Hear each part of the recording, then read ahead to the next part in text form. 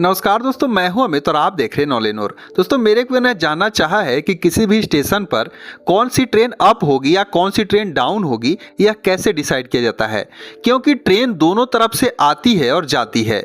तो दोस्तों, आज के इस वीडियो में हम इसी के बारे में डिस्कस करेंगे और समझने की कोशिश करेंगे कि रेलवे कैसे डिसाइड करता है कि कौन सी ट्रेन अप होगी या कौन सी ट्रेन डाउन होगी। तो दोस्तों, आज का जो विषय है भारतीय रेलवे का एक ऐसा गूढ़ रहस्य है जिसे सुनकर आपके भी मन में सवाल कौंधा होगा। आप जब स्टेशन पर खड़े हैं, अनाउंसमेंट होती है कि गाड़ी संख्या 12345 डाउन एक्सप्रेस कुछ ही देर में प्लेटफॉर्म नंबर 3 पर आ रही है, या फिर गाड़ी संख्या 12346 अप एक्सप्रेस पर जो है इस प्लेटफॉर्म पर आ रही है। दोस्तों, ट्रेन तो एक ही ट्रैक्स पर दोनों तरफ से आती है, फिर ये अप और डाउन कैसे तय किया जाता है? दोस्तों, यह कोई साधारण सी दिशा नहीं है, बल्कि भारतीय रेलवे की एक रीढ़ की हड्डी है, एक सिस्टमेटिक व्यवस्था है। देखिए, इस पूरे कॉन्सेप्ट की चाबी इसके इतिहास में छुपी है। हुआ क्या कि जब ब्रिटिशर्स भारत में रेलवे को लाए तो उन्होंने अपने सिस्टम को यहाँ पर लागू किया। जैसे यूके में सभी ट्रेनें लंदन की ओर जाने पर अप कहलाती थी और लंदन से वापस आने पर डाउन कहलाती थी, क्योंकि लंदन उनका मुख्यालय था। मतलब कि मुख्यालय की तरफ जाने वाली जो ट्रेन होगी वह अप ट्रेन होगी और मुख्यालय से वापस आने वाली जो ट्रेन होगी वह डाउन होगी।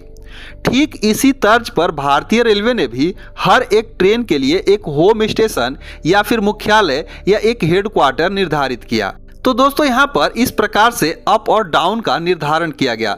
जैसे कि डाउन ट्रेन, जब कोई ट्रेन अपने मुख्यालय यानी कि home station, zonal, divisional headquarter से दूर जा रही होती है, यानी कि उसे छोड़कर अपने गंतव्य की ओर बढ़ रही है, तो उसे डाउन ट्रेन कहा जाएगा। उदाहरण के लिए मान लेते हैं कि यदि मुंबई सेंट्रल किसी ट्रेन का मुख्यालय है और वह ट्रेन मुंबई सेंट्रल से दिल्ली की ओर जा रही है, तो मुंबई सेंट्रल से बाहर निकलते ही वह डाउन ट्रेन कहलाएगी।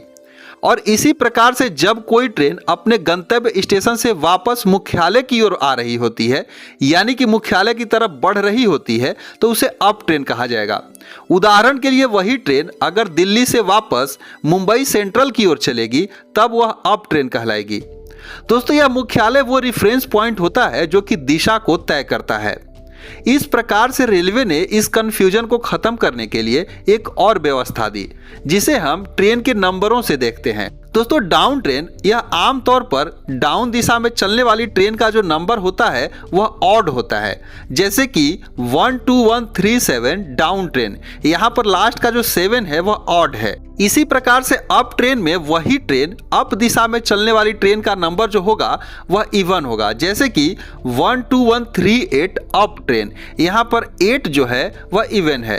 तो इस प्रकार से आप देखेंगे कि अक्सर एक ही रूट पर चलने वाली अप और डाउन ट्रेनों के नंबर में केवल एक का अंतर होता है। जैसे कि 12391 डाउन और 12392 अप। तो दोस्तों, यह जो है अप और डाउन केवल ट्रेन की दिशा तक ही सीमित नहीं है, बल्कि ट्रैक्स पर भी यही नियम लागू होता है। जिस ट्रैक्स पर ट्रेनें मुख्यालय से दूर जाती हैं उन्हें अक्सर डाउन लाइन कहा जाता है, और जिस ट्रैक्स पर ट्रेनें मुख्यालय की ओर आती हैं उसे अप लाइन कहा जाता है। यह व्यवस्था रेलवे कर्मचारियों और सिग्नलिंग सिस्टम के लिए बेहद महत्वपूर्ण होती है, ताकि ट्रैक्स की जो पहचान है और ट्रेनों का जो संचालन है उसमें कोई भी गलती ना हो।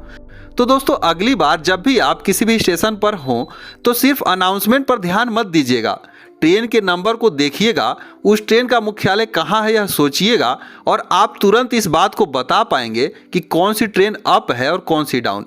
यह जानकारी सिर्फ ज्ञान के लिए नहीं, बल्कि रेलवे के विशाल नेटवर्क को समझने की एक चाबी होती है।